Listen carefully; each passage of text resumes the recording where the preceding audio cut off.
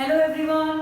Today I am here with the next topic of class 10th बेटा जी. The topic is properties of ionic compound बेटा जी. हमने अपने last video में 10th class का जो हमारा लास्ट वीडियो था उसमें हमने आयनिक कंपाउंड्स बनाने सीखे बेटा जी. आयनिक कंपाउंड्स किस तरीके से बनते हैं, यानी कटायन और आयन के बीच में जो कंपाउंड बनता है वो कैसा होता है, या कह लो मेटल्स और नॉन मेटल्स मिलकर एक आयनिक कंपाउंड बनाते हैं. यहाँ पर हम उन आयनिक कंपाउंड्स या इलेक्ट्रोवैलेंट कंपाउंड्स की प्रॉपर्टीज डिस्कस करेंगे बेटा जी. प्रॉपर्टीज में सबसे पहला है बेटा जी फिजिकल स्टेट. फिजिकल स्टेट में हम यहाँ पर पढ़ेंगे कि जो आयनिक कंपाउंड्स होते हैं बेटा जी वो हार्ड होते हैं, सॉलिड होते हैं. यहाँ पर लिखा हुआ है सॉलिड एंड हार्ड. सॉलिड होते हैं, हार्ड होते हैं. क्यों होते हैं बेटा जी, क्वेश्चन में कम क्यों होते हैं सॉलिड और हार्ड. हमने पढ़ा था कि कटायन और अनायन के बीच में, या कह लो मेटल्स और नॉन मेटल्स के बीच में जो यहाँ पर बॉन्ड बनता है उसको आयनिक बॉन्ड कहते हैं या इलेक्ट्रोवैलेंट बॉन्ड कहते हैं बेटा जी.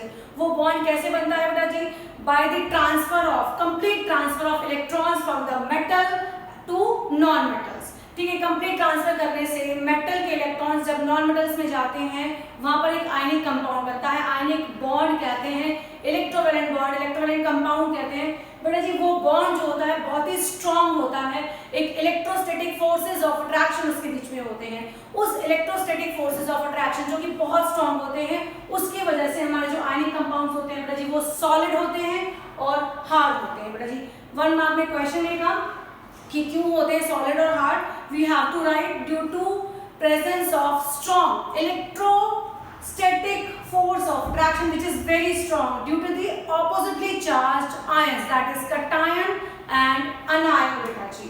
इसके बाद में लिखा है वो ब्रिटल होते हैं. ब्रिटल का क्या मतलब होता है बेटा जी, हम जब इस पे प्रेशर लगाते हैं या उसको हम बहुत प्रेशराइज करते हैं, फोर्स लगाते हैं तो ये पीसेस में ब्रेक हो जाता है. इसको बोलते हैं कि ब्रिटल होते हैं बेटा जी. हमारे जो आयनिक कंपाउंड्स होते हैं वो ब्रिटल होते हैं, means they break into pieces when pressure is applied.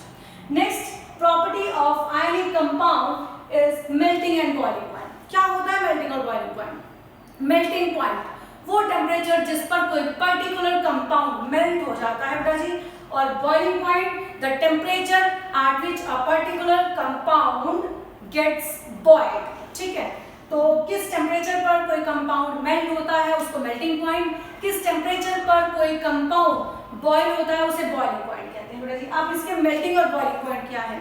अगर कोई भी सब्सटेंस, कोई भी कंपाउंड बहुत कम हीट देने पर, बहुत कम टेम्परेचर देने पर अगर मेल्ट या बॉइल हो जाता है तो हम उसको बोलते हैं कि उसका मेल्टिंग और बॉइलिंग पॉइंट बहुत लो है. लेकिन बहुत ज्यादा टेम्परेचर देने पर कोई भी कंपाउंड अगर मेल्ट या बॉइल होता है तो हम कहते हैं कि इसका जो मेल्टिंग पॉइंट है, बॉइलिंग पॉइंट है, बहुत हाई है बेटा जी.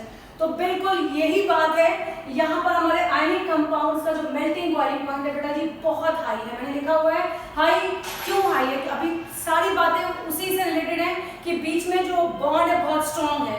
उस बॉन्ड को तोड़ने के लिए large amount of energy is required बेटा जी. Here it is written large amount of energy is required to break the inter-ionic attraction. जो स्ट्रॉन्ग बॉन्ड है उसको तोड़ने के लिए हमें बहुत ज्यादा एनर्जी की रिक्वायरमेंट होती है, इसीलिए इसका जो मेल्टिंग और बॉइलिंग पॉइंट है बहुत ही हाई है. ठीक है, उसको तोड़ने के लिए हमें बहुत ज्यादा हीट देनी पड़ती है जिससे कि इसके बॉन्ड ब्रेक हो सके.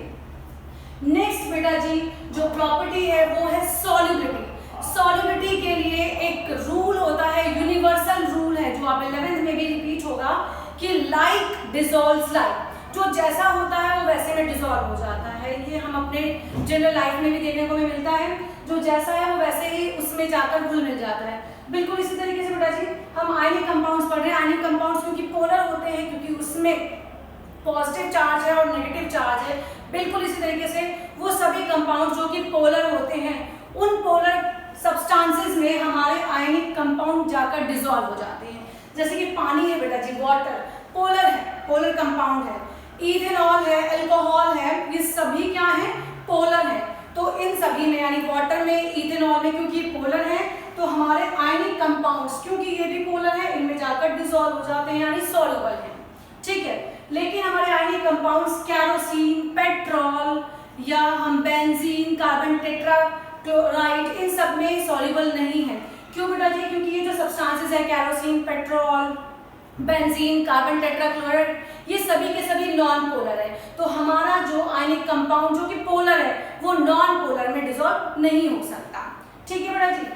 फोर्थ प्रॉपर्टी बेटा जी है conduction of electricity. Conduction of electricity जो कि बहुत इंपॉर्टेंट प्रॉपर्टी है हमारे आयनिक कंपाउंड्स की। बेटा जी क्या होता है, हम इसको 3 फेजेस में पढ़ने वाले हैं, solid state, aqueous solution and molten state. मैंने जो फर्स्ट यहाँ पर डिस्कस करना है, जो फर्स्ट मेंशन किया है वो है बेटा जी उसका सॉल्यूशन, वाटर में सॉल्यूशन। अगर मैं आयनिक कंपाउंड का सॉल्यूशन बना दूं पानी में सॉल्यूशन बनाने के बाद बेटा जी इसके जो आयंस होंगे ऑपोजिटली चार्ज इलेक्ट्रोड्स पर मूव करेंगे जब हम इसको इलेक्ट्रिसिटी प्रोवाइड करेंगे। हमने जैसे हम पढ़ते हैं कि बीकर, हमने ये लास्ट चैप्टर में भी पढ़ा हुआ है एसिड बेसिस एंड सॉल्ट्स में, वहां पर पढ़ा था हमने कि aqueous solution of acids and bases conduct electricity. क्यों करते हैं वो electricity conduct? Due to presence of ions. तो बिल्कुल यहाँ पर भी बेटा जी जब हम आयनिक कंपाउंड का सॉल्यूशन बना देंगे पानी में तो यहाँ पर आयंस लिबरेट होते हैं। बेटा जी हमने पढ़ा था आयंस में टूट जाएगा, आयनिक कंपाउंड है, पानी में जाने के बाद आयंस में टूटेंगे। अब जहाँ पर प्रेजेंस ऑफ आयंस होगा वहां पर कंडक्शन ऑफ इलेक्ट्रिसिटी भी होगा।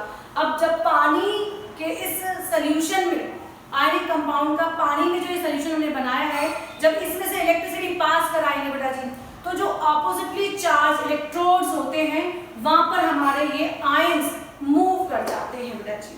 ठीक है, अब क्योंकि मूवमेंट हो रहा है आयंस का, और जब भी आयंस का मूवमेंट होता है तो बेटा जी कंडक्शन ऑफ इलेक्ट्रिसिटी होता है।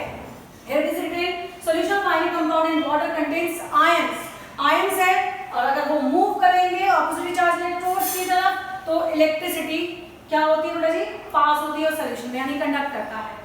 हमने नेक्स्ट लिखा है बेटा जी यहाँ पर कि आयनिक कंपाउंड सॉलिड स्टेट में कोई इलेक्ट्रिसिटी कंडक्ट नहीं करता, क्योंकि सॉलिड स्टेट में वो सॉलिड है, हार्ड है, रिजिड है, तो उसके आयंस का मूवमेंट पॉसिबल ही नहीं है।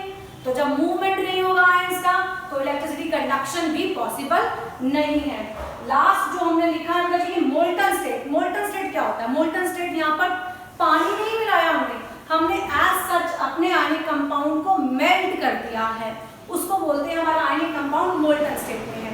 अब मोल्टन स्टेट में जो हमारा आयनिक कंपाउंड है, क्योंकि उसमें सिर्फ आयंस ही आयंस होंगे, ठीक है, तो उस आयंस के बीच में इलेक्ट्रोस्टैटिक फोर्सेस ऑफ अट्रैक्शन होंगे जो कि मूव करेंगे। आयंस है तो मूवमेंट पॉसिबल है, और जब मूवमेंट ऑफ आयंस पॉसिबल है तो इलेक्ट्रिसिटी का कंडक्शन भी पॉसिबल है। यहाँ पर लिखा गया बेटा जी कि मोल्टन स्टेट में इलेक्ट्रोस्टैटिक फोर्सेस ऑफ अट्रैक्शन जो होते हैं हीट करने पर वो ब्रेक हो जाते हैं, ब्रेक होने से हमारे आयंस फ्री हो जाते हैं मूव करने के लिए, और जब हमारे आयंस मूव कर पाते हैं इजीली तो वहां पर कंडक्शन पॉसिबल हो जाता है बेटा जी।